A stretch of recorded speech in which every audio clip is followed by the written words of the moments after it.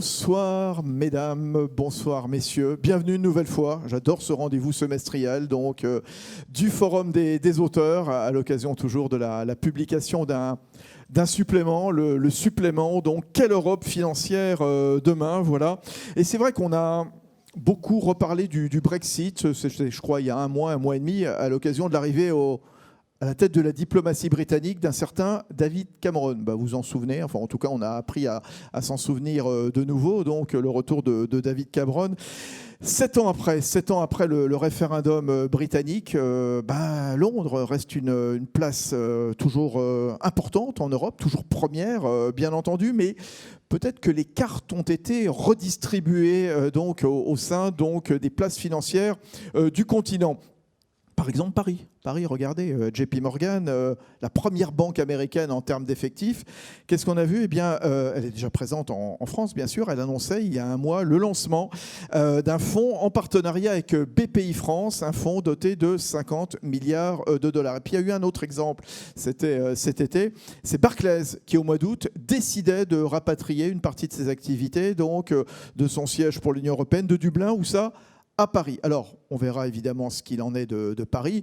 Et au-delà de ça, comment continuer à améliorer le tir, comment confirmer le tir. Ça dépendra aussi d'un certain nombre de paramètres et notamment de la capacité des marchés de l'Union européenne à répondre aux besoins financiers, spécialement pour financer quoi ? La transition énergétique qui va demander évidemment beaucoup de fonds. Et c'est là qu'on va reparler de cette UMC, de cette union des marchés de capitaux, qu'il va falloir relancer dans un moment charnière, au moment où l'Europe va voter l'an prochain, et du Parlement européen, évidemment, va découler la nouvelle Commission européenne. Alors, quelle Europe financière demain ? C'est la thématique qu'on vous propose ce soir. Vous aurez d'ailleurs la parole au travers de vos questions qui seront réservées uniquement à la salle. Cette fois-ci, on a décidé de ne pas faire de rediffusion, de diffusion en direct virtuellement, pour permettre à tous ceux qui sont dans la salle de poser des questions. Quelle Europe financière pour demain ? Donc c'est ce supplément de Revue Banque. Je vous citais Sylvie Guyani, celle qui l'a totalement coordonné, comme à chaque fois, donc avec beaucoup de talent, bien sûr, avec les contributions des auteurs, avec des interviews également. Et parmi ces auteurs, 4 d'entre eux sont ce soir ici sur la scène. Il y a Stéphanie Hubert, directrice générale de l'AMAFI, l'Association des marchés financiers, qui co-organise également ce rendez-vous semestriel du Forum des auteurs. À ses côtés, il y a Nicolas Maquel, président-directeur général de Luxembourg for Finance, parce que Luxembourg également a attiré quand même un certain nombre d'établissements, d'assureurs également. On verra comment dans un instant. Côté français, côté Paris, c'est Jean-Charles Simon qui préside désormais aux destinées de Paris Europlace. Oui, sous la houlette du président Augustin de Romanet, mais vous êtes le délégué général, donc c'est vous qui êtes vraiment au contact. Lui fait un peu l'aéroport, un peu Paris Europlace. Vous faites complètement Paris Europlace, Jean-Charles. Et puis Emmanuel Roland, directeur des opérations de RepoClear, groupe anglais, gestion du collatéral et de la liquidité chez LCH, que vous présentez comme la plomberie du système financier, parce que vous assurez une circulation fluide des fonds et des titres. Et puis, tout à l'heure, en conclusion, on donnera la parole à Karel Lanoux, qui intervient de temps en temps dans ce forum des auteurs. Il est à la tête du CEPS. C'est un think tank, le Centre for European Policy Studies. Il viendra donc conclure nos échanges. Et pour démarrer, c'est la tradition. Je donne la parole à la directrice générale de Revue Banque, Madame Véronique Crousy, s'il vous plaît, qu'on applaudit. Un petit mot d'accueil, Véronique. Mesdames, Messieurs, bonsoir. Nous sommes ravis de vous accueillir pour cette 29e édition du Forum des auteurs. Donc rendez-vous effectivement désormais semestriel et traditionnel de notre société, organisé donc par la Revue Banque en partenariat avec la MAFI, pour débattre avec nos intervenants, que je remercie bien sûr de leur présence, sur les défis de l'Europe financière de demain. La Revue Banque est depuis près d'un siècle la marque média de référence pour les professionnels du secteur bancaire et financier. Notre vocation est de vous permettre de comprendre les enjeux qui animent le secteur afin d'anticiper les évolutions, et on sait qu'elles sont très nombreuses dans les différents métiers de cette communauté. Nous y contribuons à travers une offre multiproduits et multicanal. D'abord au travers de nos revues, Revue Banque, bien évidemment, notre mensuel phare, et la revue également Banque et Droit, sous format papier, mais aussi digital. Nous y contribuons également grâce à nos formations qui sont dispensées en inter, mais également en intra, à la demande de nos clients, pour pouvoir s'adapter bien sûr à leurs enjeux. Et bien évidemment aussi, comme ce soir, nous y contribuons au travers de nos événements, parmi lesquels le Club Banque, qui réunit chaque mois les professionnels du secteur. Et je vois quelques adhérents dans la salle ce soir, que je remercie. Et bien évidemment aussi avec nos matinées débats. Voilà, sans plus attendre, je vous passe le relais Fabrice et je vous souhaite à tous une très bonne soirée. Merci beaucoup Véronique, bonne soirée à toutes et à tous. Alors c'est aussi l'une des traditions, c'est qu'on donne la parole aux représentants de la MAFI. Le président Stéphane Giordano, qui est là d'habitude régulièrement, n'a pas pu être là ce soir. Et il est remplacé, mais alors avec beaucoup d'avantages, par vous, Stéphanie Hubert, bien sûr. Stéphanie, on va planter le décor avec vous. Je disais, quelle Europe financière demain ? De quelle manière le paysage, il a changé donc, en Europe depuis 6-7 ans clairement. Bonsoir à tous. Alors, je ne sais pas si je le remplace avec beaucoup d'avantages, mais en tout cas, je vais essayer. Alors, il est certain que le Brexit a rebattu un certain nombre de cartes et en tout cas a mis l'Union européenne face à elle-même en quelque sorte. Donc on a maintenant un monde beaucoup plus multipolarisé, même si ce mot n'existe pas, avec comme vous le disiez, un centre financier majeur à Londres et puis une multitude de petits, j'ai envie de dire, en tout cas plus petits centres financiers dans les différents États membres de l'UE. Donc on pourrait se réjouir, en étant français, d'avoir récupéré du point de vue de la localisation des effectifs et même d'ailleurs des sièges d'entreprise un nombre important d'établissements étrangers. C'est le cas. On déjeunait encore il y a peu de temps justement avec notre président, avec un adhérent établissement étranger qui nous disait Paris est clairement gagnant, en tout cas sur nos activités qui sont les activités de marché. Néanmoins, on se retrouve dans une situation fragmentée avec, comme vous le disiez, des enjeux de financement particulièrement importants. Dans un monde qui a de plus en plus de mal, je dirais, à coopérer avec une déglobalisation. Et donc à l'heure où nous allons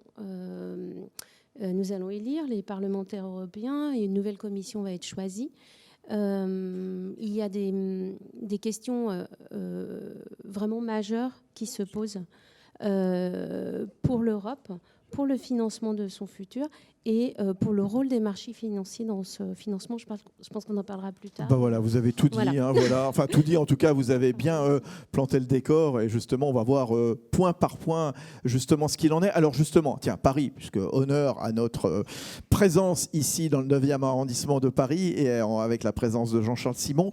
Vous parlez, vous, dans ce supplément de Revue Banque, du bel essor de la place financière de Paris. Qu'est-ce qui vous fait dire ça, Jean-Charles Simon ? Ça marche, je pense. Bonsoir à tous.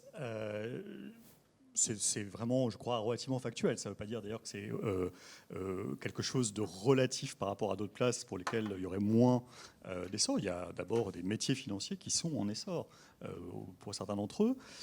Et donc, différentes places en bénéficient. Et en effet, le Brexit a pu contribuer à redéployer une partie d'effectifs d'établissements qui étaient localisés exclusivement à Londres ou très majoritairement à Londres vers d'autres places et donc Paris parmi elles.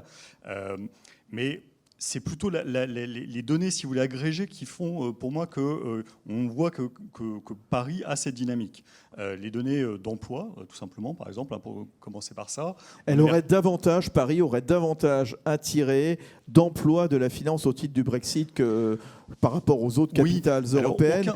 5500 emplois localisés à Paris en raison du Brexit selon Choose Paris. Et puis selon l'INSEE, je redonne un autre chiffre, l'Île-de-France aurait gagné en 10 ans environ 30 000 emplois dans la finance, prise au sens large. Voilà. Exactement, oui. C'est 350 000 emplois en Île-de-France pour l'ensemble du secteur financier.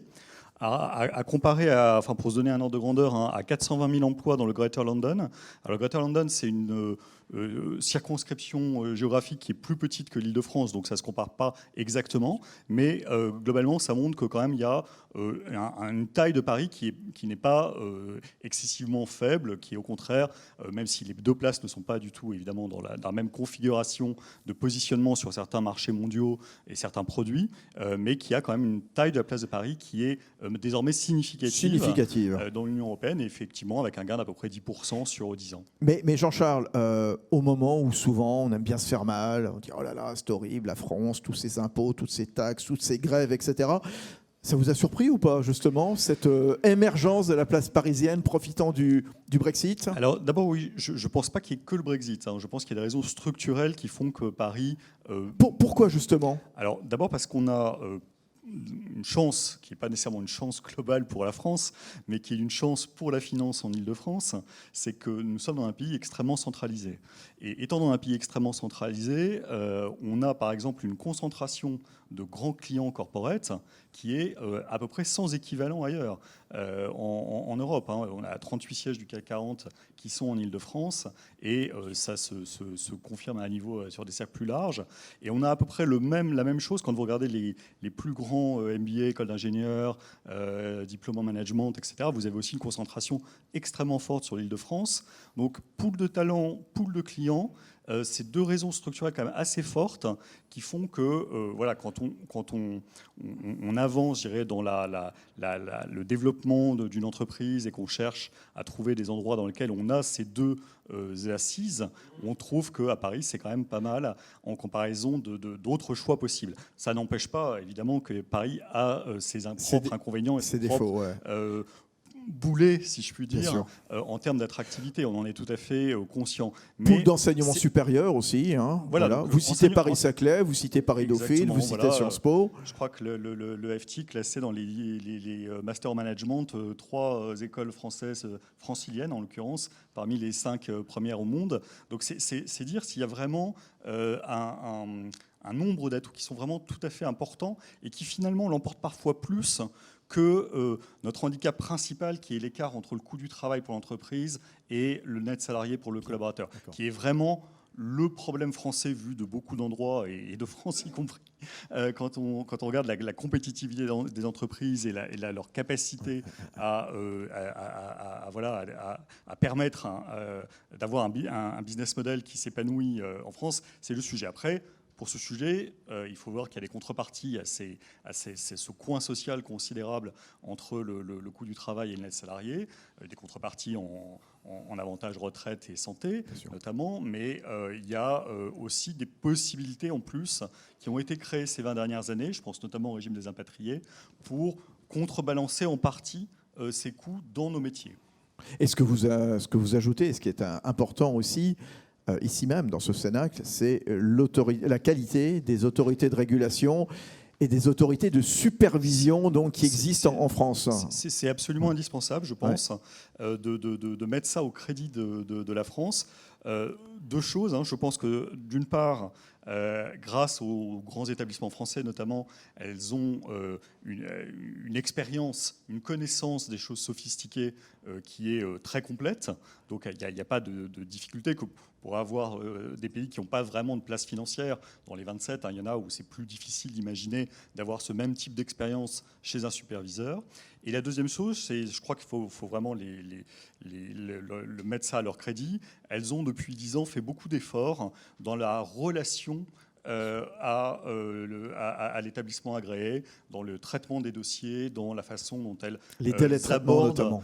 Finalement en logique à ses clients des établissements. Bien sûr, par ailleurs, elles vont contrôler et superviser. Et Emmanuel Roland, ça c'est un point important au Crédit de Paris ? Alors pour moi c'est un point important, effectivement, je souscris complètement à tous les arguments qui ont été donnés sur l'attractivité de la place de Paris, mais je voulais souligner effectivement la qualité de la réglementation, de la supervision et je dirais de l'expertise en termes de risk management sur la place de Paris. C'est un élément absolument crucial.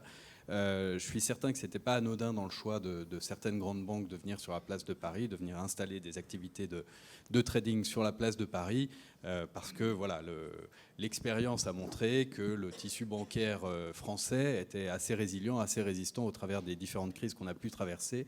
Et ça, je crois que comparativement peut-être à certains de nos voisins, ça a pu faire aussi une grande différence. Alors, tiens, puisque vous avez la parole, Emmanuel, juste rappelez-nous votre activité, en quoi consiste-t-elle pour ceux et celles qui... Voilà, parce que c'est un domaine un petit peu particulier, hein, clairement. Hein. Qu'est-ce que c'est LCH avec cette filiale basée à Paris? Vous êtes l'un des grands acteurs sur les marchés repo européens, Repurchase Agreement, hein, les crédits défaut swaps, les crypto-monnaies. Ce sont des opérations dites post-marché. En quoi consiste exactement votre job? Voilà, ce sont des activités post-marché. Donc LCH, c'est une infrastructure de marché. Donc généralement, j'ai quand même beaucoup d'amis qui ne travaillent pas dans ce domaine-là, donc ils me posent souvent la question. Mais que fais-tu, Emmanuel? Voilà, que fais-tu, Emmanuel? Qu'est-ce que fait LCH? Qu'est-ce qu'une chambre de compensation? Donc je prends souvent l'analogie d'une infrastructure. Une infrastructure, ça peut être une autoroute, un aéroport.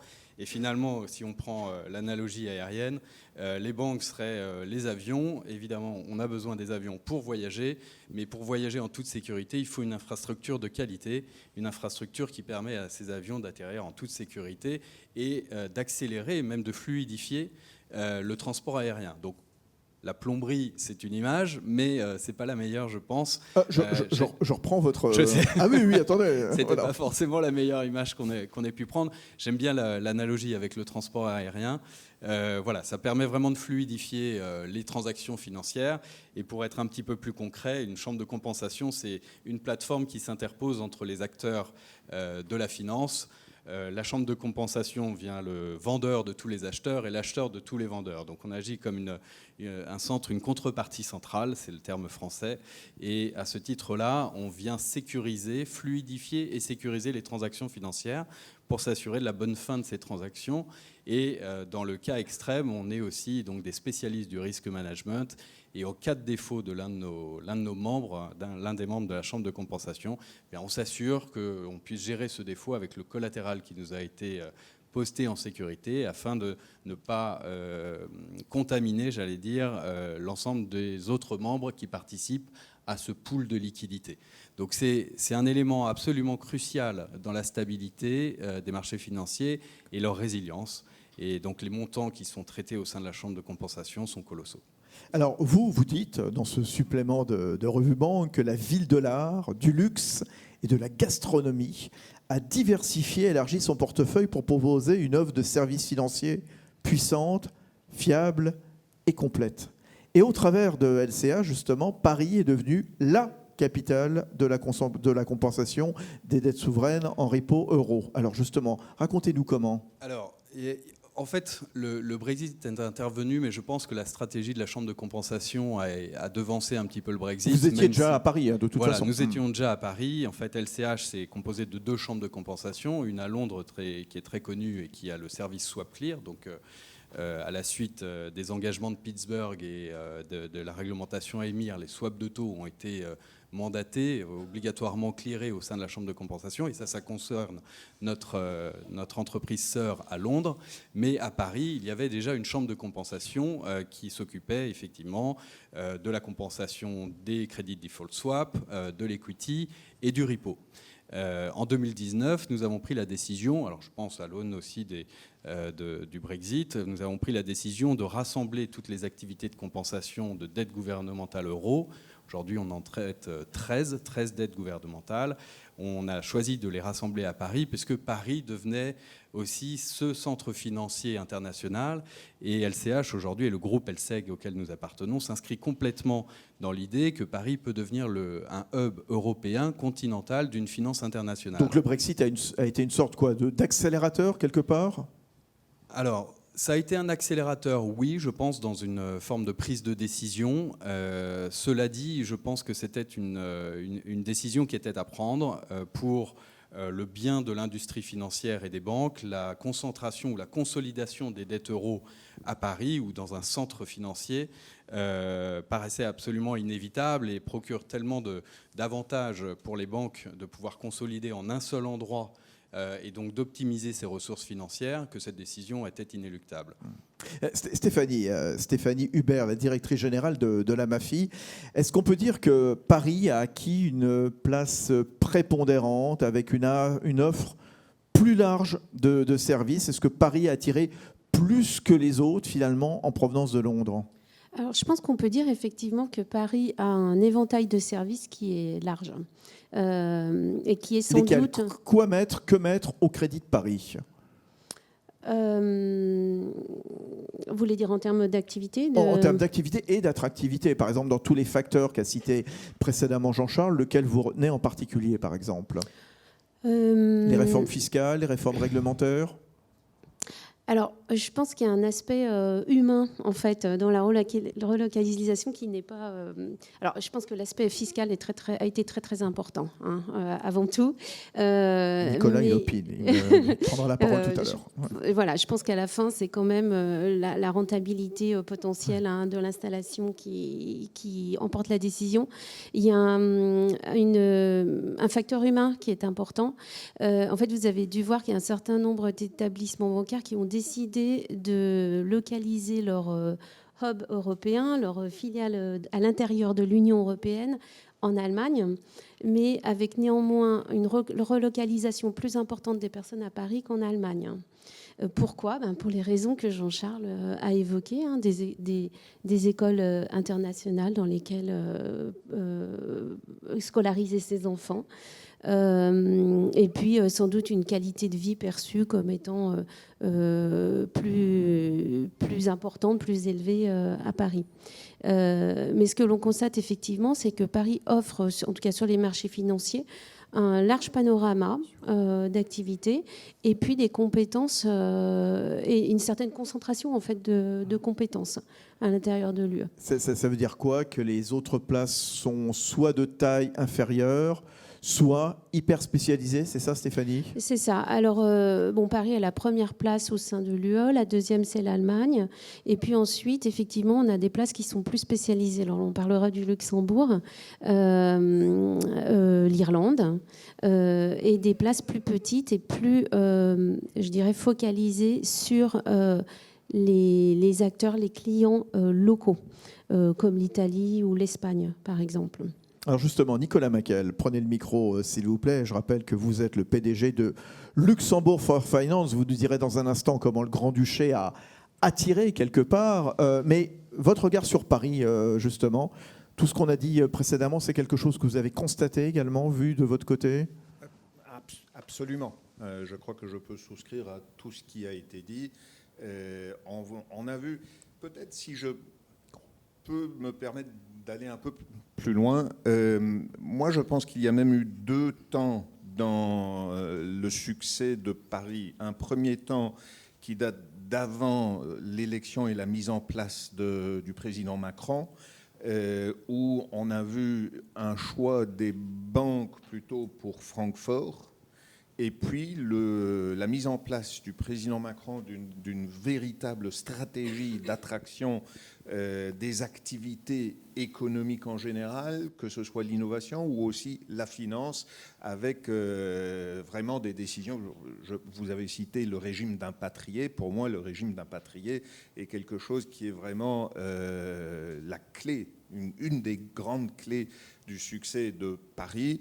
Et c'est ça qui a fait que, comme vous l'avez très justement dit, les banques, en tant qu'institution, ont peut-être majoritairement choisi Francfort, et les banquiers, une fois qu'on leur a posé la question, une fois qu'on leur a laissé le choix, ont plébiscité Paris. Pour moi, c'était ça. Mais au début, vous aviez vraiment, le lendemain, le 24 juin 2016, quand les banques ou les responsables des institutions financières à Londres se sont réunis et ont fait ce qu'ils auraient peut-être dû faire avant, c'est-à-dire qu'ils ont pris un bout de papier, ils ont dit voilà, qu'est-ce qu'on va faire? La véritable démarche était de regarder où est-ce que ça a le plus de sens de mettre quelle activité.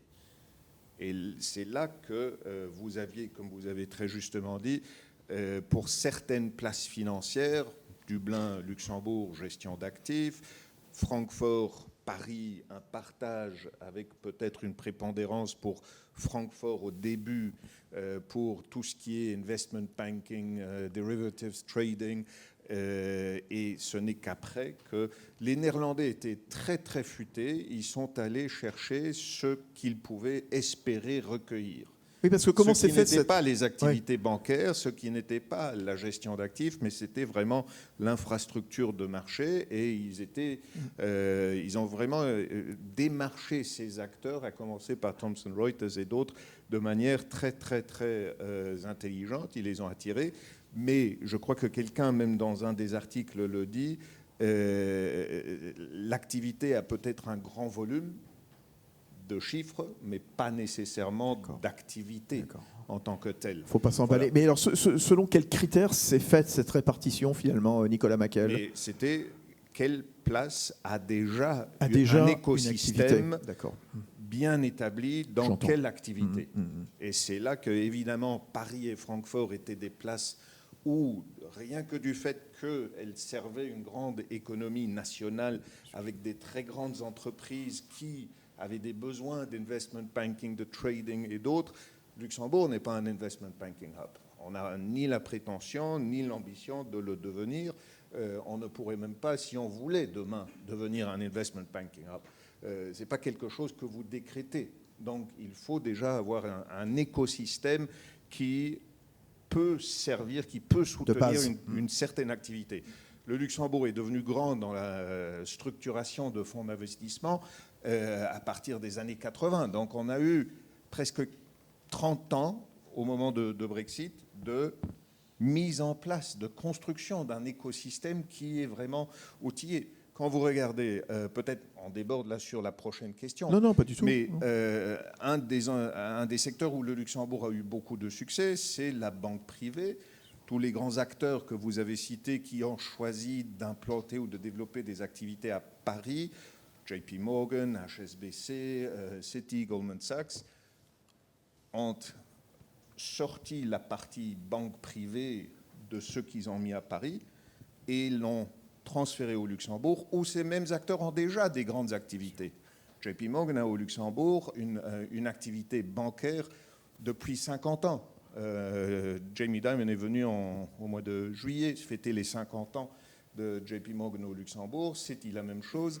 Ils ont près de 1000 employés au Luxembourg et voilà, ils ont rajouté la partie banque privée à ce qu'il y avait déjà. Pourquoi ? Parce qu'il y a un écosystème au Luxembourg qui aide à soutenir cette activité. Vous avez cité en effet ces grandes banques américaines comme JP Morgan, comme Citi, d'autres établissements comme HSBC aussi qui sont venus. On voit également 14 grandes sociétés d'assurance qui ont choisi le Grand-Duché du Luxembourg. On a vu une montée en gamme dans le domaine des fonds alternatifs.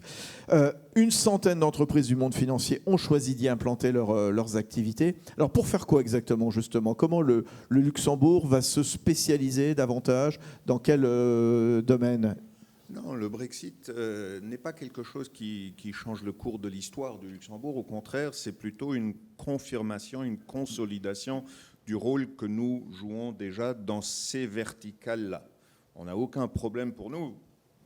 Brexit n'était pas un jeu à somme nulle où il y aura un gagnant et tous les autres sont perdants. Non, c'est quelque chose... Bon, d'abord, on est tous perdants. Je crois que Karel Lanoux viendra probablement le dire. L'a écrit. Il l'a écrit dans Revue Banque. Écrit et dit à de très nombreuses reprises. Pour moi, je suis et je reste convaincu que Brexit est quelque chose qui affaiblit l'Europe dans son ensemble, et nous tous, ceci étant dit, on a gagné tous un tout petit chouïa, parce que les chiffres que vous avez cités sur le gain de l'emploi sur 5 ans, 5000 emplois, c'est pas ça qui fait une grande différence pour la France, mais ne plus avoir le Royaume-Uni en tant que membre de l'Union européenne, ça fait une grande différence, surtout dans les temps que nous traversons. Voilà. Pour le Luxembourg, donc, c'est plutôt une confirmation, une consolidation du rôle qu'on joue. Et on se satisfait de ce rôle-là. Si vous regardez aux États-Unis aussi, il peut y avoir une grande place financière prépondérante qui est New York et une multitude d'autres places financières qui sont spécialisées sur d'autres activités et qui se portent à merveille. Une multipolarité, pour reprendre l'expression tout à l'heure de Stéphanie Hubert, peut-être un trop grand éclatement, on verra jusqu'à présent. Et Emmanuel Roland, il n'y a pas de gagnant dans l'histoire ? Non, je suis assez d'accord. Je ne crois pas qu'il y ait de vrais gagnants. Évidemment, tout le monde sera. Les places européennes, continentales seront très contentes de pouvoir profiter de cette ouverture, si on peut appeler ça une ouverture. Mais il n'y a pas de gagnant à proprement dit. Pour le monde de la finance, rassembler de la liquidité au sein d'un pool et au sein d'un centre névralgique, c'était absolument idéal. Pour le monde de la finance, voilà, avoir Londres comme tête de pont de l'organisation des activités, c'était sans doute optimal. Aujourd'hui, c'est l'organisation et l'éclatement et la multipolarité de ces activités est sans doute sous-optimale.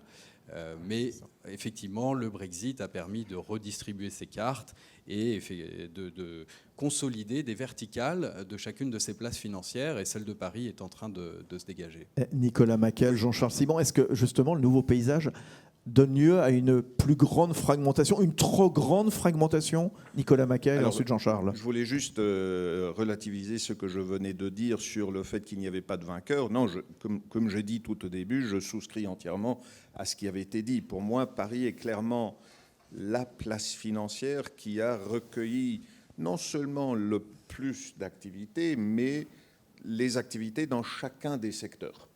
Et donc, quand je parle de la spécialisation des places, c'est plutôt pour les places autres que Paris. Paris est pour moi la seule place qui se développe vraiment en une place universelle au sens gamme des activités et qui, à une échelle pour l'instant encore moins grande que Londres, constituera l'équivalent de Londres, alors que les autres, y compris Francfort, sont plutôt spécialisés dans certaines verticales. On verra d'ailleurs tout à l'heure avec vous, Jean-Charles, comment Paris peut confirmer le tir. Mais cette fragmentation, vous la regrettez ou pas, Nicolas Maquel? Moi, je ne pense pas. Moi, je pense que, regardez, la devise de l'Union européenne, c'est l'union dans la diversité. On essaye... Certains ont peut-être voulu, après Brexit, organiser une sorte de Yalta où Francfort allait récupérer les banques, Paris la gestion d'actifs. Ça ne s'est pas fait comme ça, rassurez-nous. Ça ne s'est pas fait comme ça. Non, mais on est là. Pour moi, le fait qu'il y a des places spécialisées doit être considéré comme une force. C'est une force. C'est comme je vous ai dit pour les États-Unis, imaginez qu'il n'y avait que New York. Je crois que ça ne serait pas une bonne chose pour l'industrie financière s'il n'y avait qu'une seule très grande place financière. À Londres, Brexit est le résultat du fait qu'il n'y avait qu'une seule grande place financière. Une très grande majorité des gens ont voté pour rester dans l'Union européenne et tous les autres se sont désintéressés des arguments parce qu'ils vivaient dans une autre réalité. Et donc, voilà, je pense que... Stéphanie, Jean-Charles. Non, mais c'est vrai que la spécialisation, c'est intéressant, je pense, mais malgré tout, la fragmentation, ou plutôt la diversité, je pense qu'elle peut être une difficulté pour l'Union européenne. Pourquoi je dis ça? C'est parce que... on a plusieurs poches de liquidités qui sont de taille relativement modeste par rapport à un marché comme le marché londonien et qui ne sont pas accessibles de la même manière. Évidemment, il y a des langues différentes, mais il y a aussi des contextes juridiques différents, des fonctionnements propres à chacun des marchés. Et dans un monde où la taille est très importante, où la capacité d'un établissement bancaire à être compétitif, à se projeter, alors je vais prendre un établissement bancaire européen, à se projeter en dehors de l'UE, est aussi liée à sa capacité à être rentable, à avoir une assise domestique suffisamment puissante. On peut se poser la question en fait du dimensionnement de ces marchés européens individuels. En particulier au regard au regard des besoins de financement. Et je reviens à ce que je disais au début, mais effectivement, il y a pour nous un sujet de questionnement sur le modèle des marchés européens. Quel est le moteur financier de l'Union européenne aujourd'hui? Avant, il y avait Londres. Et aujourd'hui, c'est quoi? Mais en fait, moi je dirais que le moteur financier, il est constitué non pas géographiquement, mais par les différents acteurs de l'écosystème. Donc pour avoir un centre financier qui fonctionne bien, il faut que vous ayez l'ensemble de l'écosystème qui soit présent. Il faut que vous ayez des teneurs de marché, des investisseurs, des infrastructures solides, des avocats, des personnes qui font de la recherche financière. Voilà. Donc c'est tout un écosystème. Mais il n'y a pas de moteur financier en tant que tel. Et un des moteurs, alors je pense que c'est bien parce qu'effectivement, on a une base qui est solide en Europe, en particulier en France, mais un des moteurs, c'est l'investissement, en fait. C'est l'investissement long terme pour le bon fonctionnement des marchés, pour la profondeur des marchés. Et une des choses qui nous différencie des marchés américains ou anglais, c'est le manque d'investissement long terme, en particulier du fait de la quasi-absence ou enfin du peu de fonds d'investissement en Europe. On en reparlera, c'est peut-être en effet l'un des points noirs, mais les marchés actions, les marchés obligations se sont déplacés en Europe ou pas, Jean-Charles Simon?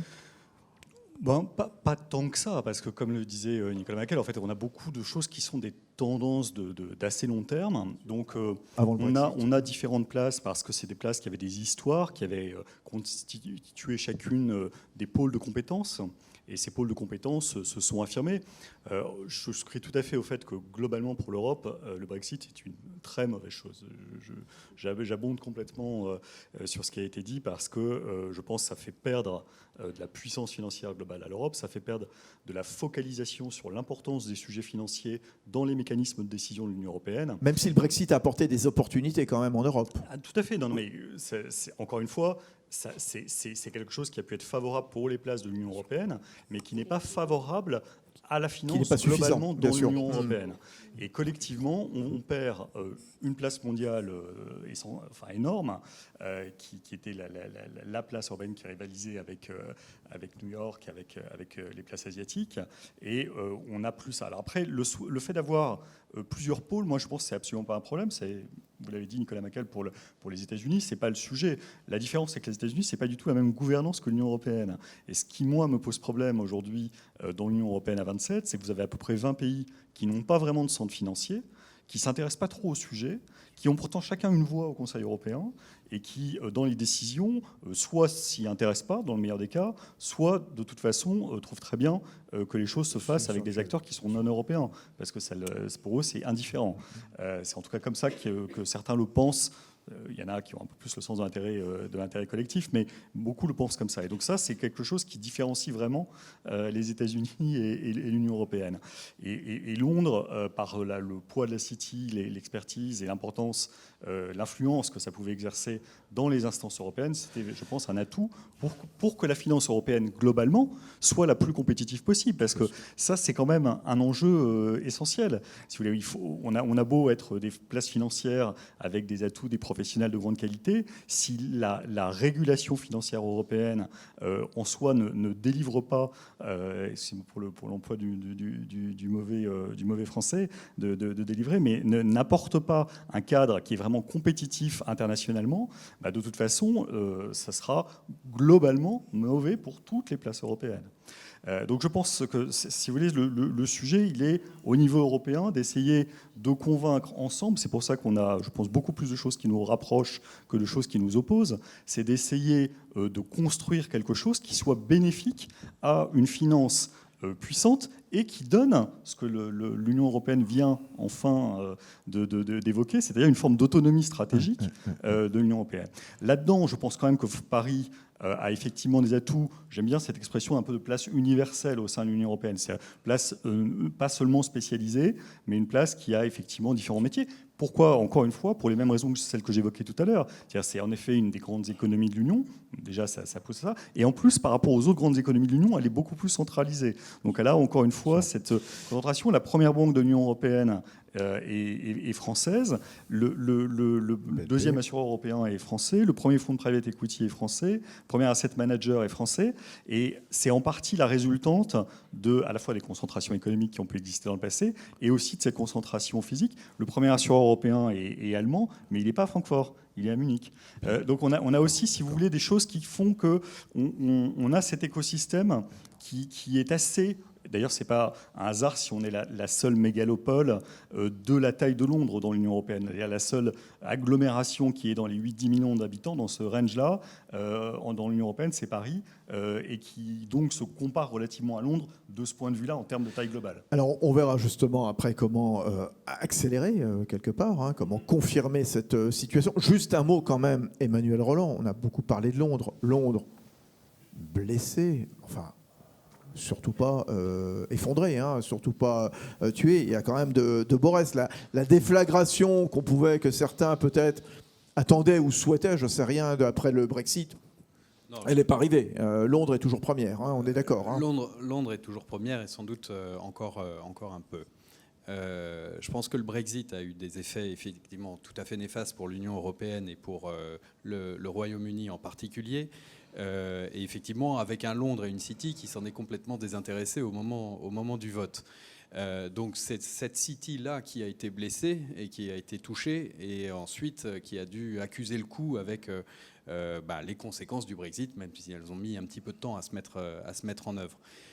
En revanche, je crois que le peuple britannique et la City a tout à fait un pouvoir de résilience hors du commun, une énergie héritée de cette histoire de place financière qui est toujours là, et de crise en crise ou d'opportunité en opportunité, on voit que la place de Londres se réinvente à travers la fintech, à travers l'intelligence artificielle, et jouera toujours un grand rôle dans l'échiquier européen, si on peut encore l'appeler ainsi. Mais... Nicolas Baquel.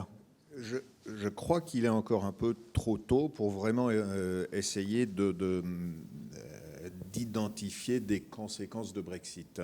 D'un côté, certes, ils se réjouissent un peu trop du fait que, selon les rapports de EY, il n'y aurait que 7000 emplois qui auraient été délocalisés. Ça, c'est qu'une très petite partie de l'image, parce qu'ils ne prennent pas en considération les emplois qui ont été créés ailleurs. Ils prennent en considération que les emplois délocalisés, et en plus que d'entreprises qui ont plus de 200 employés à Londres. Vous avez toute une série de fonds d'investissement ou de sociétés de paiement ou d'autres qui ont moins de 200 employés.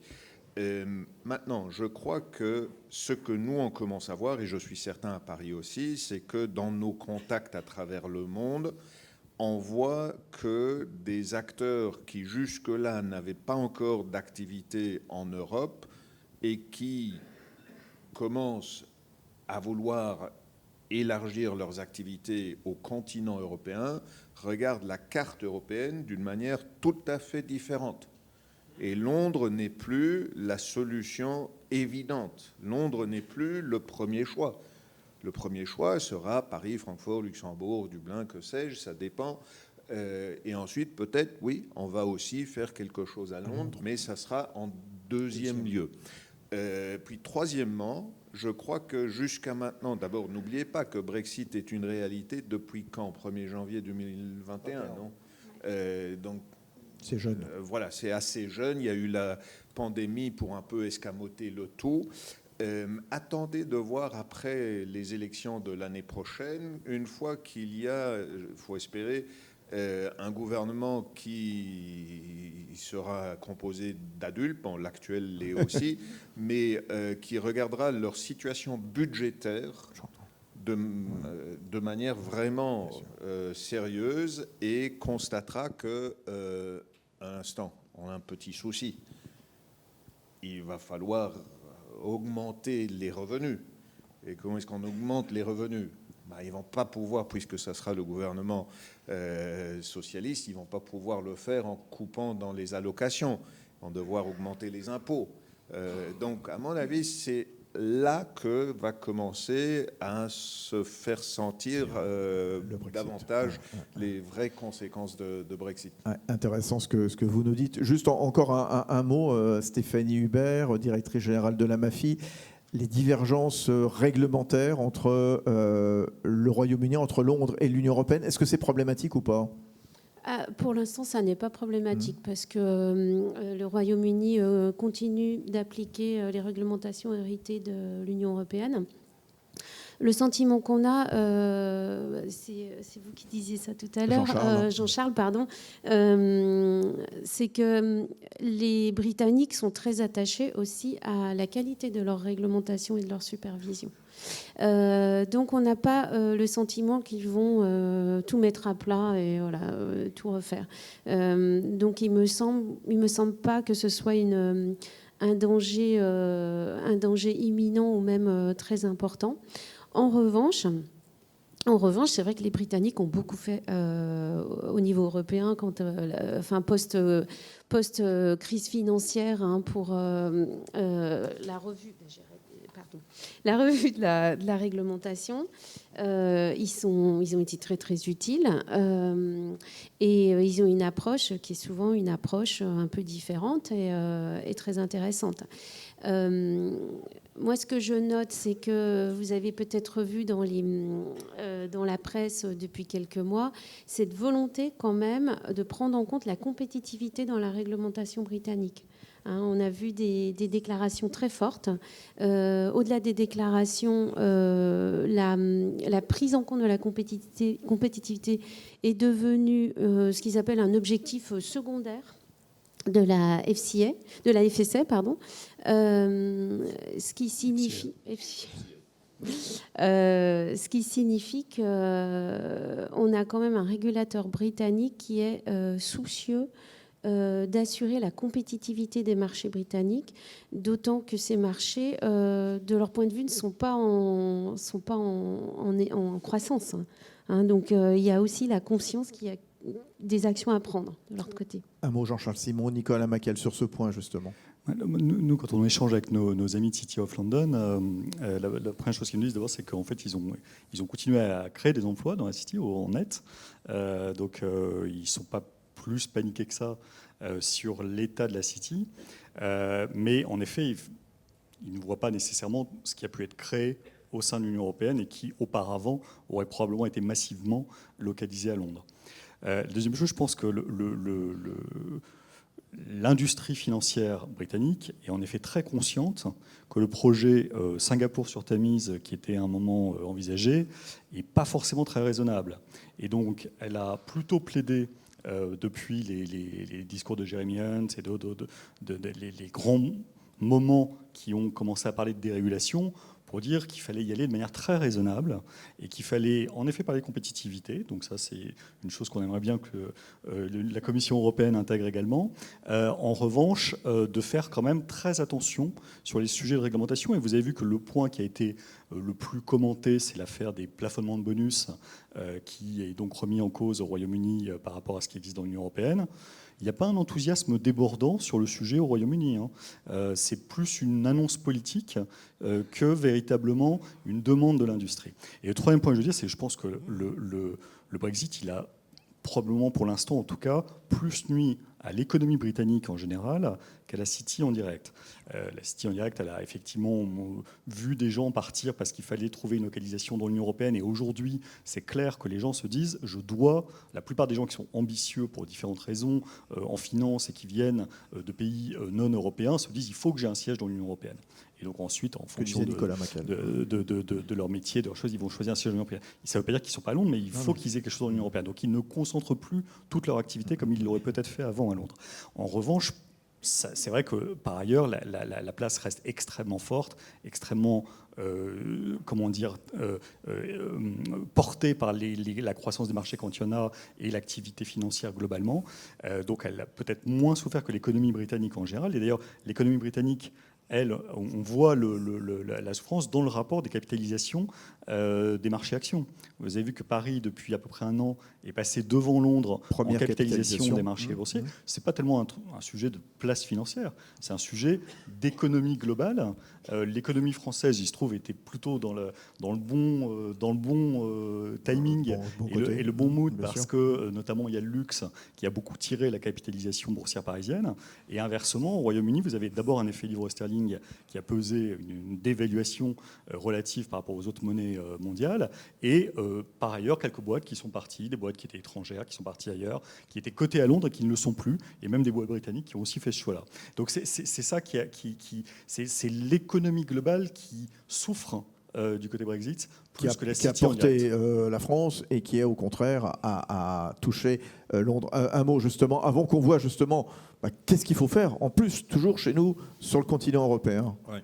Alors, je souscris entièrement à ce qui vient d'être dit. Je crois que les efforts ou les velléités de déréglementation auxquelles on s'attendait n'ont pas eu lieu.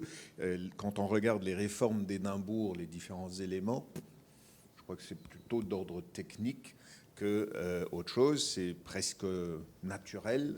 Oui, ils ont voté pour quitter l'Union européenne et donc de pouvoir décider librement de leur réglementation, mais ça ne porte pas énormément à conséquence. La levée de la limite sur le bonus des banquiers, c'était pas demandé par la City. C'était, comme vous l'avez dit, une annonce politique. En plus, je crois, quand on le compare par exemple au régime d'impatriés en France, c'est probablement moins intéressant que le régime français. Du moins, nous, c'est ce qu'on dit à notre gouvernement de regarder. Voilà. Mais je crois que ce qui est le plus important à réaliser, c'est qu'en fait, ceux qui sont auteurs d'une éventuelle ou d'une probable divergence réglementaire, c'est nous-mêmes au sein de l'Union européenne, parce qu'on avance aussi. On peut très bien dire, comme vous l'avez justement dit, que le Royaume-Uni continue à appliquer le droit qui est originaire du droit communautaire, mais le droit communautaire continue à évoluer. Et nous continuons à non seulement adapter, mais aussi à enrichir, à adopter des nouvelles réglementations. Et c'est ça qui fait qu'on aura certainement une divergence. Et la question, c'est comment est-ce qu'on va gérer cette divergence? Et là, je crois qu'un instrument que l'on a un peu minimisé, c'est ce forum de dialogue réglementaire entre le Royaume-Uni et la Commission, qui pour moi est vraiment l'endroit où on peut essayer de recréer la confiance que 6 années d'acidité politique ont détruit. Parce que c'est justement une question de confiance. C'était la confiance qui a été complètement érodée au niveau politique, au niveau entre le Treasury britannique et la DG FISMA, parce qu'on s'est juste balancé des slogans à la figure pendant 6 ans, rien d'autre.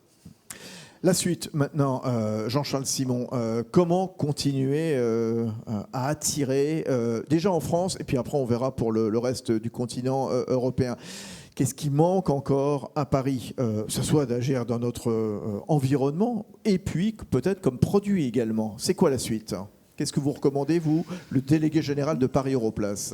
Alors déjà, je pense que la première des choses en matière d'état d'esprit global côté français parisien, c'est de surtout ne pas faire preuve d'arrogance. Il paraît que ça arrive en France de temps en temps. Et je pense que vraiment ce serait le piège absolu, parce que il y a donc encore une fois des facteurs structurels qui sont assez bons pour une place financière universelle, comme on l'évoquait, mais si on veut consolider ce rôle et vraiment pouvoir l'assumer, il faut aussi penser à ce qui était structurel, conjoncturel, qui est venu après, et assez récemment, pour essayer de créer un environnement à peu près favorable à l'extension, l'expansion de métiers comme ceux des activités financières. Alors c'est quoi qu'on évite on a parlé, donc réglementaire. d'abord en effet, il y a le fait d'avoir des régulateurs, superviseurs qui soient des gens qui ont vraiment une approche qui favorise le développement de la place, qui évidemment est particulièrement rigoureuse dans leur fonction de superviseur, mais qui est orientée pour essayer d'accompagner les nouveaux acteurs, notamment qui s'installent sur la place. Donc ça, c'est un état d'esprit, c'est une façon de s'organiser, une expertise, des moyens.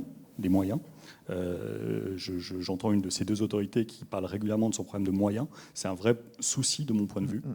Donc il faut y penser, si on veut grandir, il faut accepter, et donc là c'est la représentation nationale en l'occurrence qui doit le faire, que ces autorités-là aient les moyens d'être à la hauteur de l'ambition. Et puis évidemment, encore plus important que l'environnement de législatif et réglementaire économique en France ne fasse pas 3 pas en arrière. Ça a été extrêmement difficile de gagner un petit peu en image de pro-business, de centre pro-business, d'un pays qui essaie de favoriser l'investissement étranger, qui essaie d'accompagner les acteurs qui arrivent. C'est extrêmement fragile. C'est le genre de choses qui mettent des années, puisqu'en fait, ça fait pratiquement 10 ans, si on regarde depuis le début des mesures qui ont été prises, y compris sous le mandat de François Hollande, le CICE notamment, quand Emmanuel Macron était ministre de l'économie, ou même en effet avec le CICE avant lui.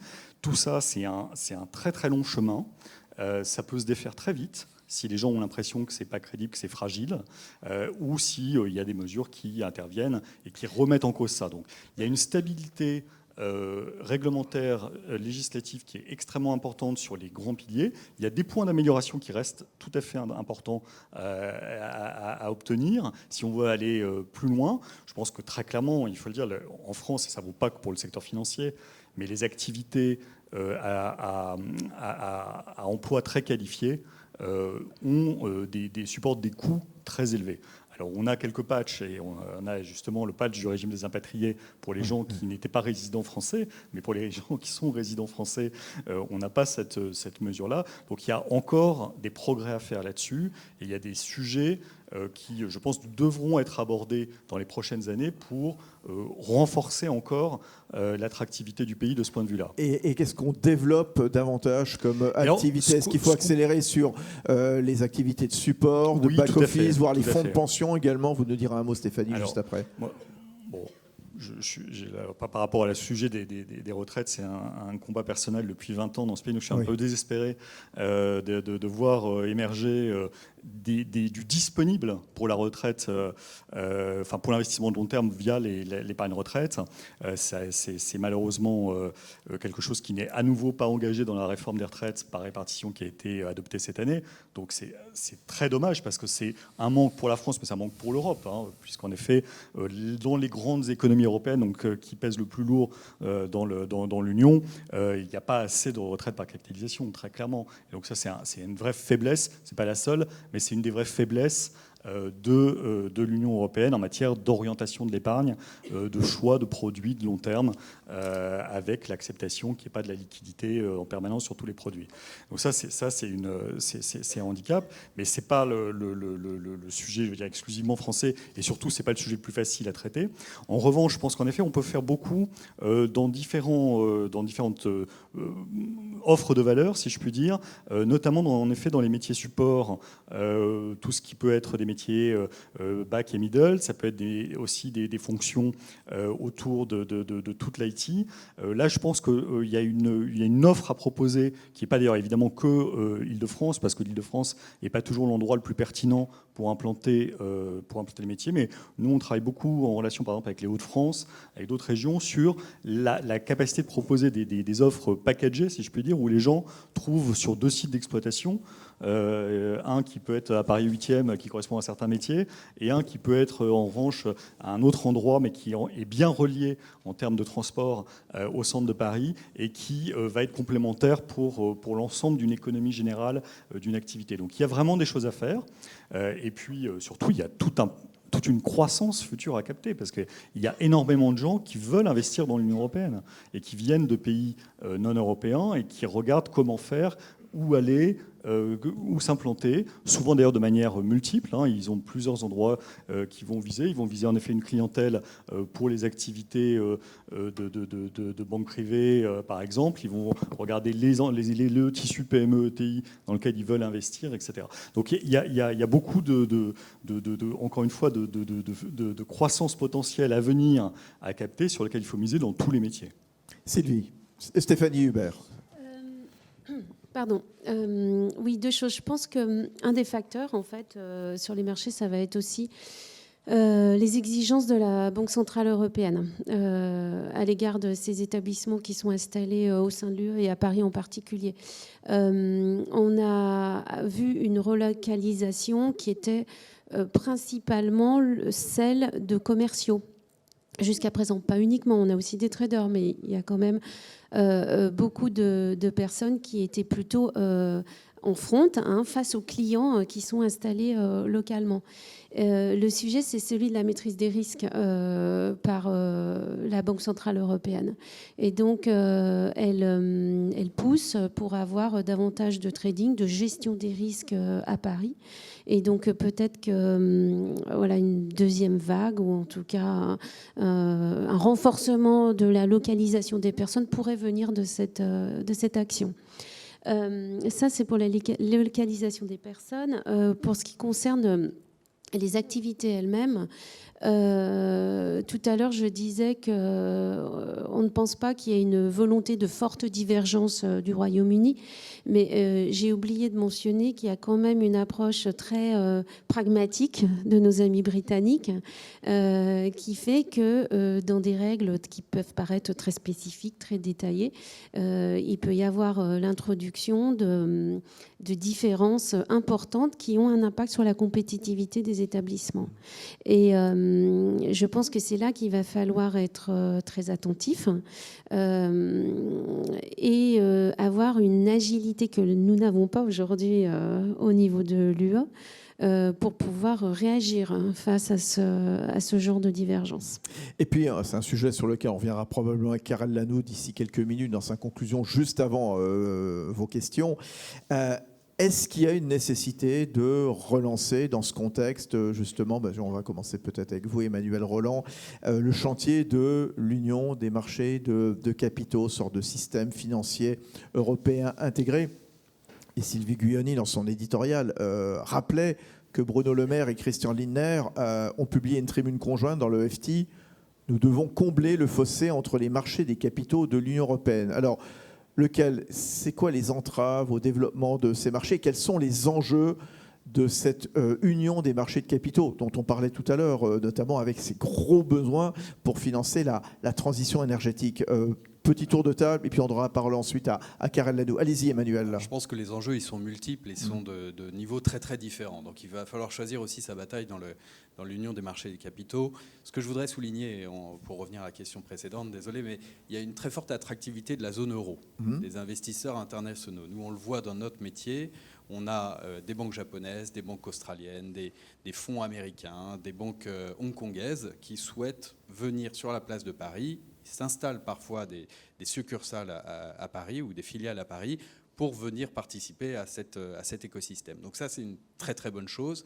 Mais le feedback, ou en tout cas l'écho qu'on a de ces clients, c'est que la place européenne est toujours trop fragmentée. Donc on en revient à l'union des marchés des capitaux, mais je pense que dans mon métier de l'infrastructure de marché, on le voit au jour le jour, on le voit par la fragmentation des marchés, qui est l'historique de la constitution du marché européen avec un assemblage d'outils de settlement d'italiens, allemands, français, etc., en tout cas pan-européens, dans lesquels des investissements ont été faits, des investissements considérables avec les plateformes T2, T2S, la plateforme de collatéral de la BCE qui est en train de se mettre en place avec CMS. Donc tout ça sont des initiatives très positives, je pense, pour combler une partie des effets, enfin des enjeux de l'union des marchés de capitaux. Mais il révèle aujourd'hui une très très forte complexité et d'appréhension par des acteurs internationaux qui généralement étaient très siloisés dans leur marché domestique et ont du mal à appréhender cette complexité. Elle se retrouve, cette complexité, dans le tissu réglementaire, la faculté de l'Europe à déployer une réglementation, à l'adapter dans des contextes nationaux. Et tout ça représente des vraies difficultés d'appréhension des acteurs internationaux. Alors, comment relancer cette union des marchés de capitaux? Qu'est-ce que ça pourrait amener justement pour continuer d'attirer donc sur le continent européen? Jean-Charles Simon. Je crois qu'en effet, l'enjeu premier aujourd'hui, quand on regarde les choses avec un peu de recul, c'est pas tant au sein de l'Union européenne comment les mouvements se passent, on est dans une situation de décrochage assez marqué par rapport aux États-Unis. Et probablement, c'est plus compliqué de regarder ce qu'est la Chine et de comparer les modèles. Mais en tout cas, regardez la capitalisation de la première banque américaine, c'est la capitalisation des 10 premières banques européennes. Donc c'est quand même quelque chose d'assez impressionnant. Il faut y penser, il faut vraiment que les autorités de l'Union européenne y pensent très sérieusement. Et ça passe, je pense, par vraiment un changement de logique, de philosophie.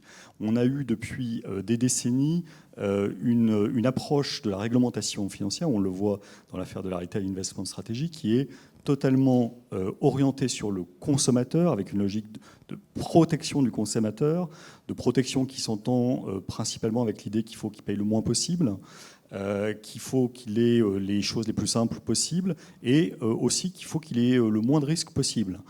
Donc il y a une conjonction pour moi de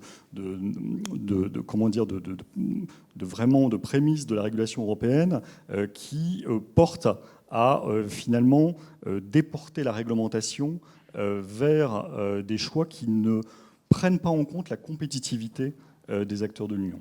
Et donc ça, je pense que ça doit être central dans les travaux 2024-2029 de l'Europe, sur l'idée de se dire si vraiment on tient à ce nouvel objectif d'autonomie stratégique, à repenser la réglementation financière notamment, mais pas que, avec cette vision d'acteurs compétitifs.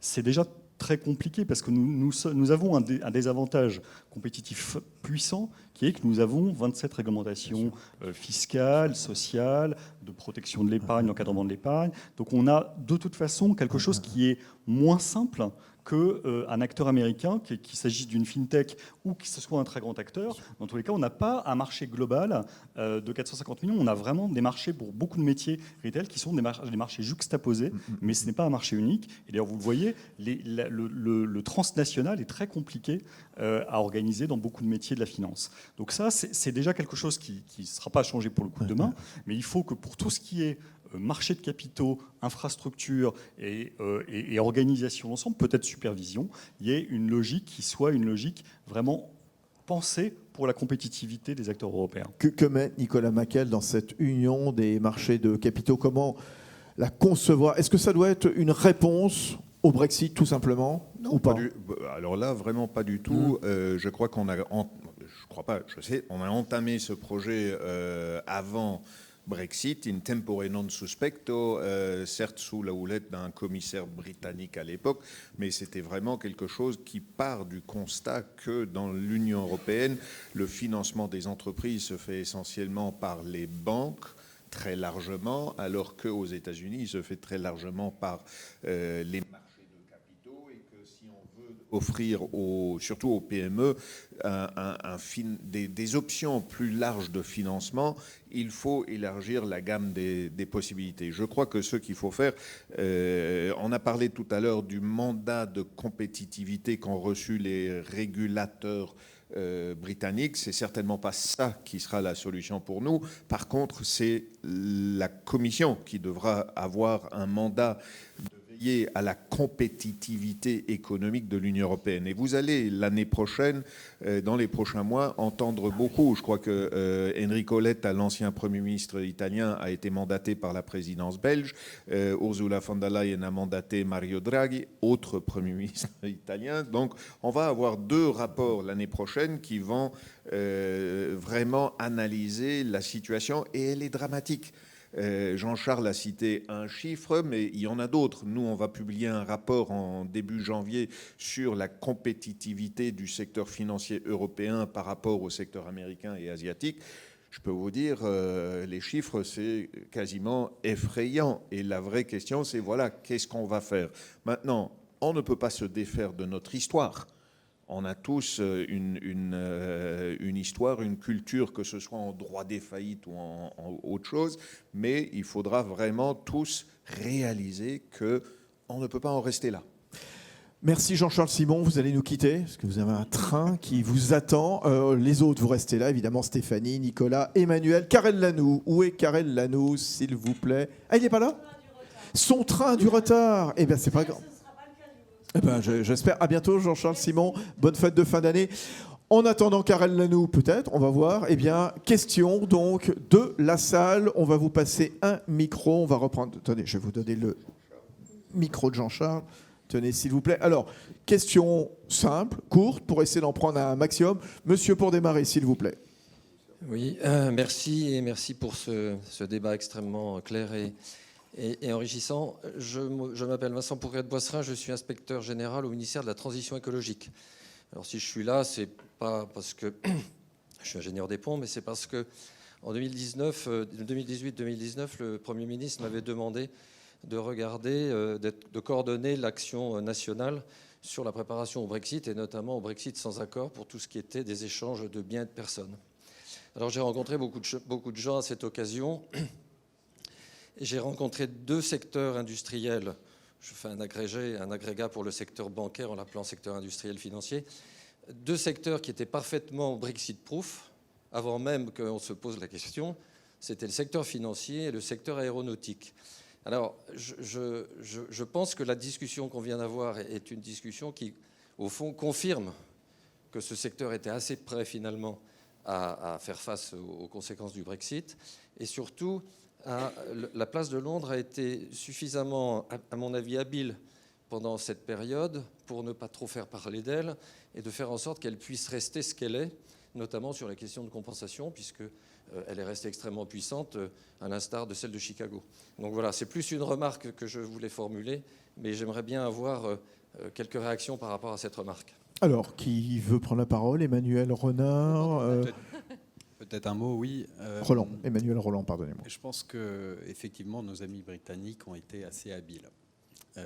Ils ont été habiles parce que leur intérêt pour préserver la prédominance de la place financière de Londres était effectivement de ne pas rentrer dans l'hystérie collective qu'on a pu voir sur les biens et les personnes. Donc je crois que des mécanismes se sont tout de suite mis en place. Alors dans l'intérêt de l'Europe, dans l'intérêt du monde financier, dans l'intérêt des Britanniques, tout de suite des régimes temporaires d'équivalence se sont mis en place. Et les Britanniques ont été finalement assez bras ouverts pour permettre aux entreprises européennes de continuer à fournir des services au Royaume-Uni, tandis que c'était un peu plus aléatoire d'un point de vue de l'Europe. L'Europe était un peu plus vexée, je pense, du Brexit que ne l'était le Royaume-Uni au moment du Brexit. Donc je pense qu'ils ont été pragmatiques. On l'a rappelé tout à l'heure, ils sont sortis de l'Union européenne en 2021, mais les vrais accords et le protocole d'accord dans le monde financier n'est intervenu que cette année.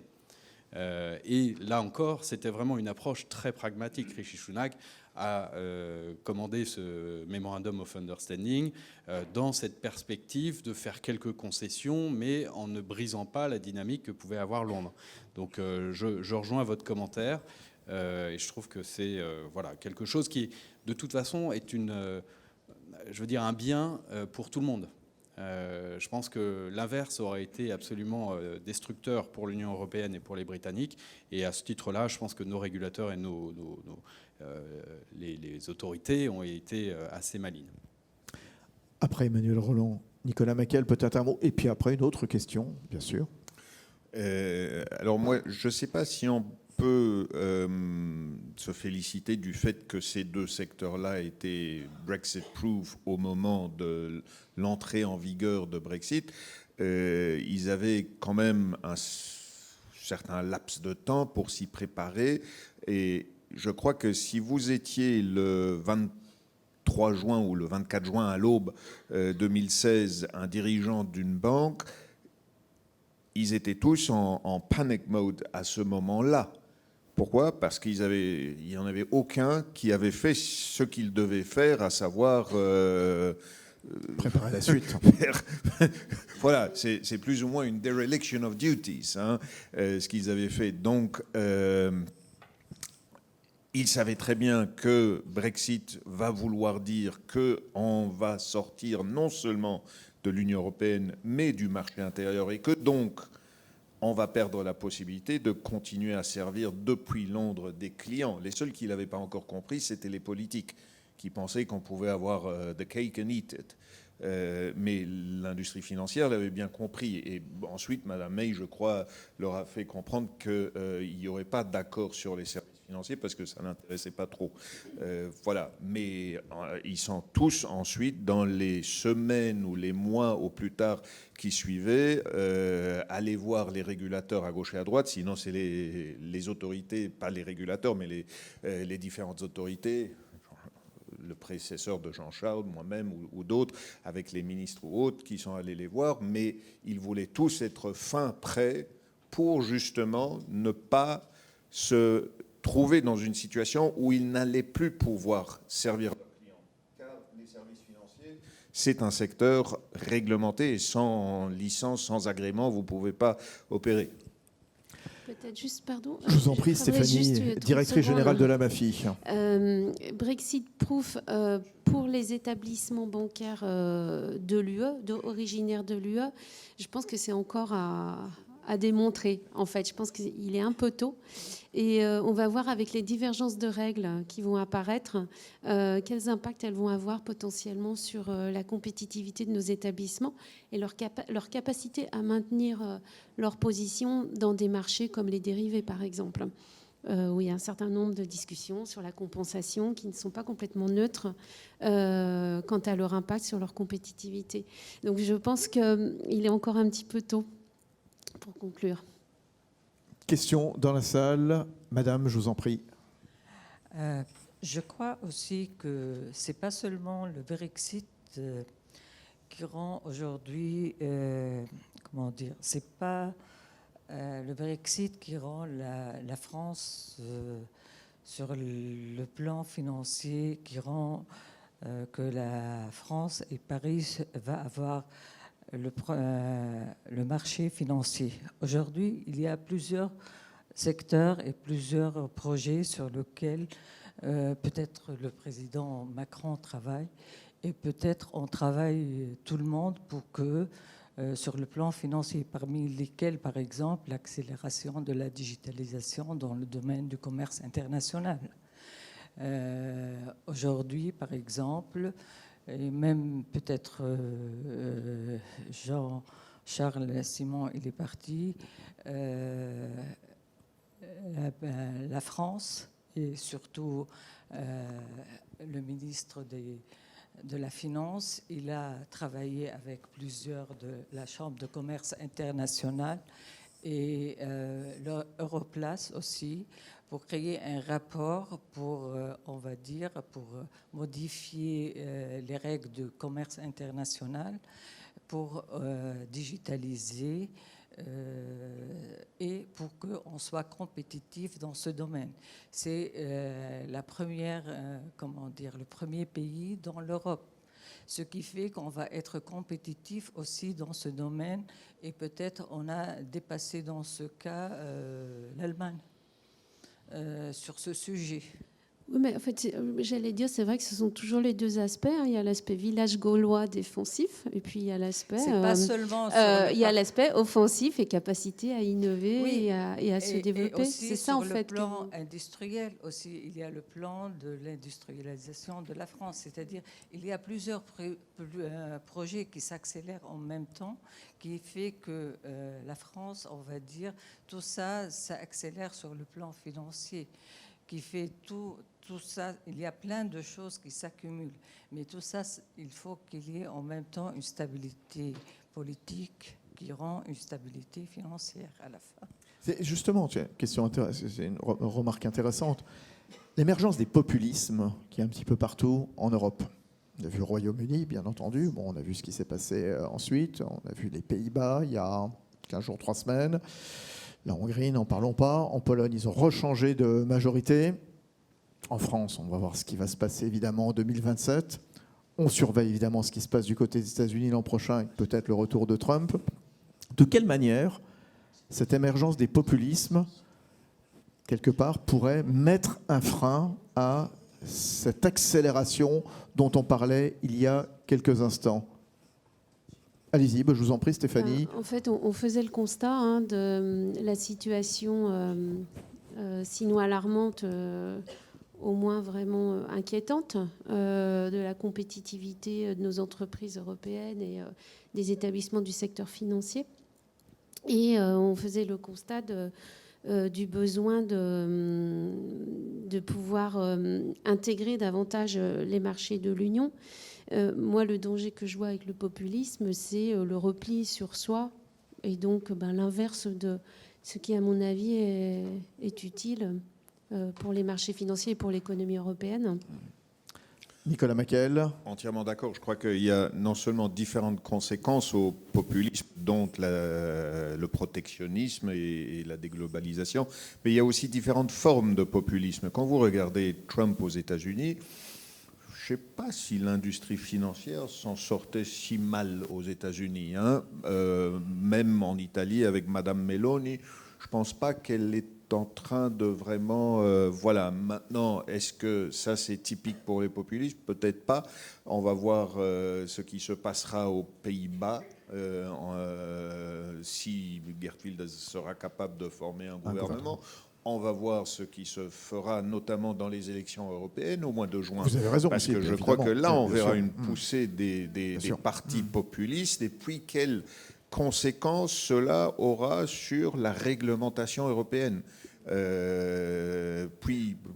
Voilà. Karel Lanoux, s'il vous plaît, venez nous rejoindre. Voilà, on sait que vous avez eu des petits soucis avec le train. Soyez le bienvenu. On va vous donner un micro avant que vous nous interveniez. Il reste que 4 minutes, donc. Oh non, ça va, on vous a faire un petit peu de place. Venez, on va vous donner un micro. Merci. Voilà, je vous en prie. Donc, Karel Lanoux, qui est président du think tank, le CEPS, le Center for European Policy Studies, qui contribue également dans ce supplément donc, de Revue Banque Quelle Europe financière demain.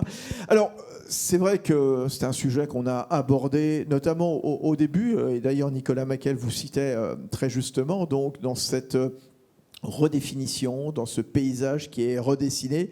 Vous nous dites que personne en Europe n'a gagné, et c'est un cas classique quelque part de perdant-perdant. Alors racontez-nous justement pourquoi. En fait, si vous voyez Bruxelles pour l'instant, on est en train de se demander de quoi faire pour la prochaine commission, pour le prochain Parlement. Et en fait, tout se recentre sur deux choses, marché intérieur et compétitivité. Et en fait, si on regarde surtout dans les marchés de capitaux et marchés bancaires en Europe, on a perdu.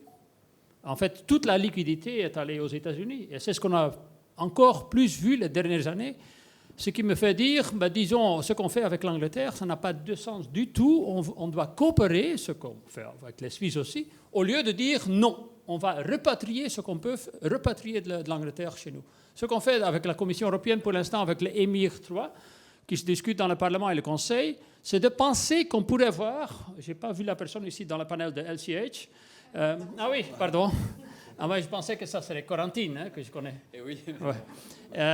Mais qu'on peut repatrier le business de Londres. En fait, ce n'est qu'une partie du clearing qu'on aimerait repatrier ici, tandis que pour avoir un marché du clearing, il faut avoir tellement de services autour. Il faut avoir des grandes banques, il faut avoir des boîtes d'avocats, donc des law firms, il faut avoir des infrastructures. Et c'est ce que j'ai vu en simplement, disons, écrivant cet article pour vous, c'est que l'Angleterre, pour l'instant, a le plus grand nombre jamais vu de banques licenciées. Naturellement, il y en a des banques qui sont, disons, qui ont dû prendre l'essence qu'ils n'avaient pas avant. Mais il y en a 375. Donc c'est énorme. Le nombre d'emplois dans le secteur bancaire à Londres a à peine baissé, seulement avec 2% les dernières années. 2%, c'est presque rien du tout. Le bilan total des grandes banques a continué d'augmenter depuis 2018. Donc, je vois à peine d'impact. Donc, naturellement, l'Angleterre pourrait avoir être plus importante qu'elle était pour l'instant. Mais en tout cas, ce qu'elle a perdu, c'est surtout leur marché intérieur. Mais en tant que centre financier global, elle reste extrêmement puissante. Et on doit se réaliser que si on se bat, ce que j'ai vu un peu dans cette revue, d'un point de vue national en Europe, la France a gagné ceci, l'Hollande a gagné cela, le Luxembourg cela, l'Irlande cela. En fait, en total, on a perdu. Si on voit par exemple les chiffres des grandes banques européennes comparés avec les grandes banques américaines, notre capitalisation bancaire était le double avant la crise financière. Maintenant, on est un peu inférieur aux banques américaines. Donc, naturellement, eux, ils ont moins de banques que nous. Nous avons plus de banques que les Américains. Nous sommes un système beaucoup plus bancaire que le système américain. Mais ce qui nous manque dans tout ce qui est le wholesale banking, donc tout ce qui concerne les syndicats pour les obligations, les equity markets, etc., on ne joue presque aucun rôle. Presque aucun rôle. Naturellement, il y en a quelques-uns comme BNP Paribas ici en France qui jouent encore un peu de rôle. Mais si on voit, par exemple, avant la crise financière, Deutsche Bank, ce que signifiait, SecGen, ce que signifiait, etc., ou Barclays, même Barclays, une banque anglaise, ils ont tous perdu. C'est en fait tout le business du wholesale banking, pas seulement investment banking, wholesale banking, est contrôlé par 4-5 grandes banques américaines. Et on doit vraiment se réaliser, si on discute la compétitivité, que notre approche actuelle à Bruxelles n'est pas la bonne. On a perdu dans le monde bancaire et dans le monde des marchés de capitaux. Ouais. Et ce que vous dites dans ce rapport perdant-perdant, on voit, vous citez tous ces emplois qui ont été perdus donc, au Royaume-Uni, mais il faut bien distinguer entre la City de Londres et puis les marchés financiers locaux. Et il n'y a pas eu non plus d'envolée. Sur le continent européen, on n'a pas réussi à attirer non plus un nombre hallucinant d'emplois. Finalement, c'est une sorte de stabilité quelque part. Oui, c'est ça. Si on voit JP Morgan, on a eu 500 personnes à Paris. Par exemple, il y en a d'autres, Citibank, etc. Mais en total, c'est pas grand-chose. Non, Nicolas, tout à l'heure, vous souligniez que 5000 emplois créés en France, à Paris. Bon, c'est bien, mais c'est pas non plus. Ce qui est drôle dans le business des centres financiers, c'est vraiment un business d'agglomération. Disons, vraiment, l'un attire l'autre. Ils sont près l'un de l'autre. Et surtout, on doit avoir en fait une juridiction unique avec tous les métiers autour. Et c'est ce qu'en fait, on a un peu sous-estimé, même dans le monde moderne, qui est tout à fait digitalisé, dans quel sens un centre reste un centre. Bien sûr, mais ce que disait Nicolas Mackel tout à l'heure, et que j'ai retenu, et que je trouvais son explication très pertinente, c'est finalement le Brexit ne date que d'il y a, ça fera 3 ans. Donc, 6 ans. Oui, 6 ans le référendum, mais effectivement 3 ans, donc au 1er janvier prochain, dans 3 semaines. Est-ce que finalement les cartes ne vont pas être distribuées de façon plus importante à terme? Est-ce que pour l'instant on n'est pas dans une espèce de statu quo pendant 3 ans et qu'après finalement l'écart va s'agrandir? Personnellement, je ne le pense pas parce qu'en fait, on l'a déjà vu, on le savait, disons, ce que les marchés financiers font, c'est toujours anticiper. Ils l'ont anticipé dès 2016. On a vu qu'ils sont rebalancés un peu dès 2018. Et pour l'instant, on le sait tout. Mais surtout, ce qu'on manque en Europe, c'est seulement pas les services financiers, c'est le service en total. On n'a pas de marché intérieur des services. On n'a pas, disons, de prestations transfrontalières des services financiers. Il n'y en a presque pas dans le domaine du retail. Il y en a très peu dans le domaine du wholesale. Tout ce qui concerne le marché de capitaux, on n'a presque pas d'IPOs. Il n'y en a qu'un marché qui a beaucoup d'IPOs, c'est le Suède. Mais disons, ça semble plutôt un cas spécifique. Mais disons, le LCH a son clearing encore en Europe, mais le trading des dérivés est bougé quand même d'une manière importante aux États-Unis. Donc, on doit faire vraiment attention. Mais pourquoi il n'y a pas eu d'impact plus important que ça, finalement? Disons, plus négativement. Du Brexit.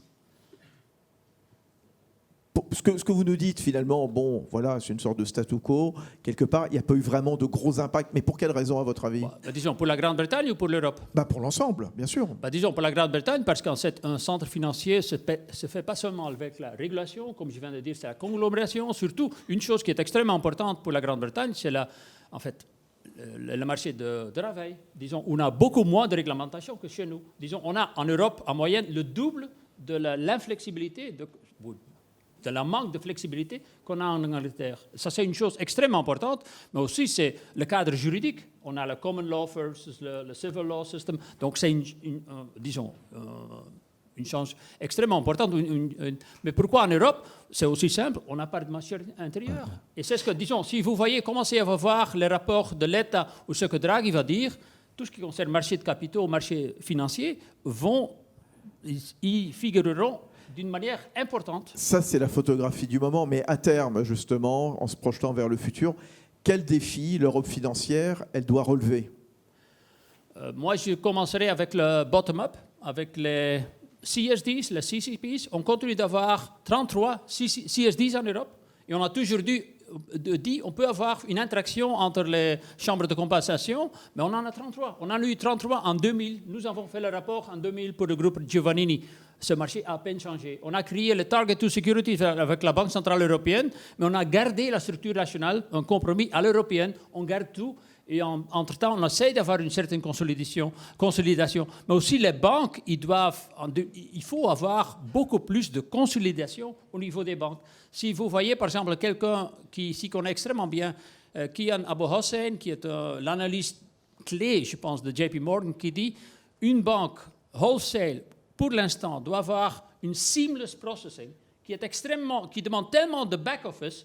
Si vous voulez encore faire des choses aujourd'hui, il faut avoir... pour pouvoir travailler avec des millisecondes, mais aussi avec les opérations qui sont derrière. Et si vous n'avez pas ce service, vous ne comptez plus. Naturellement, vous pouvez faire le retail banking, comme nous tous en Europe, nous sommes très bons dans le retail banking, dans le service de paiement, etc.